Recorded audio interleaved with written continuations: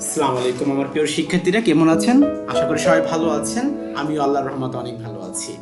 তো আজকে আমরা শিখব যে মাইক্রোসফট অফিস এক্সেলে কিভাবে কেস করতে হয়। যেমন আমরা সাধারণত মাইক্রোসফট অফিস ওয়ার্ডে, যে আমি একটা ডেমোর মধ্যে দেখাই, যে মাইক্রোসফট অফিস ওয়ার্ডে যে আমরা যে সেন্টেন্স চেঞ্জ কেস বলে একটা কাজ করেছি, যেরকম লোয়ার কেস মানে সব ছোট হাতের হয়ে যায়, আপার কেস, তো এই ধরনের কাজগুলো করেছি না। এখন আমরা এটা কিভাবে এক্সেলে করব, আমাকে জানাইছেন যে এক্সেলে আমরা এটা কেমনে করে। যেরকম এখানে আমি একটা ডেমোর মতো দিয়েছি, সেটা আমি কিভাবে করতে হয় সেটা আমরা দেখব।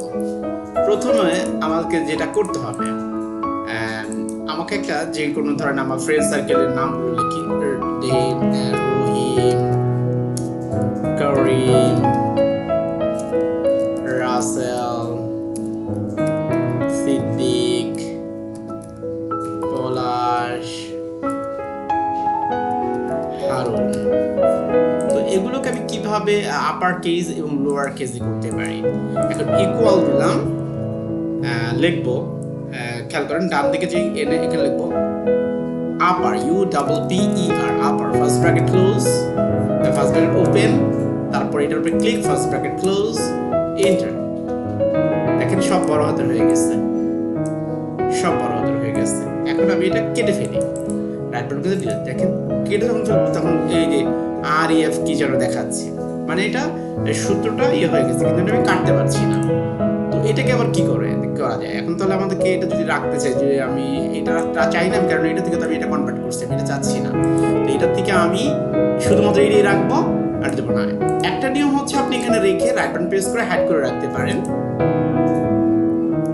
আরেকটা নিয়ম আছে, আপনি এই যে অংশটা কাজ করেছেন পুরোটা সিলেক্ট করবেন, পুরোটা সিলেক্ট করে রাইট বাটন প্রেস করবেন, কপি করবেন, আবার রাইট বাটন প্রেস করবেন, যে আমরা পেস্ট করি না তার ডান দিকে যে ভ্যালুস, এখানে ক্লিক করবেন। ক্লিক করার পরে কন্ট্রোল ডি দিয়ে আপনি যদি এখন কেটে ফেলতে চান, দেখেন কোনো সমস্যা হচ্ছে না। এখন এই সেলের ভিতরে ওর সূত্রটা কেটে গেছে। তো এটা তো আমরা করলাম আপার কেস। আমরা এখন লোয়ার কেস করে দেখি। ইকুয়াল লিখবো lower, lower, first bracket open, এটার উপরে click, first bracket close, enter. দেখেন সব ছোট হাতের হয়ে গেছে। এখন করব প্রপার মানে হচ্ছে কিভাবে লেখার আগে আনতে হবে। তো ইকুয়াল PROPER,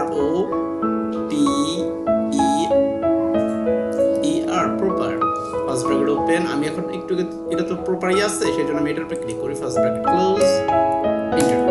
দেখেন আমার শুধুমাত্র প্রথমটা ক্যাপিটালাইজ ইচ ওয়ার্ড যেটা ওয়ার্ডে থাকতো সেটা করে ফেলেছি। আশা করি আজকের পর থেকে আপনাদের এই প্রবলেমগুলো সলভ হয়েছে।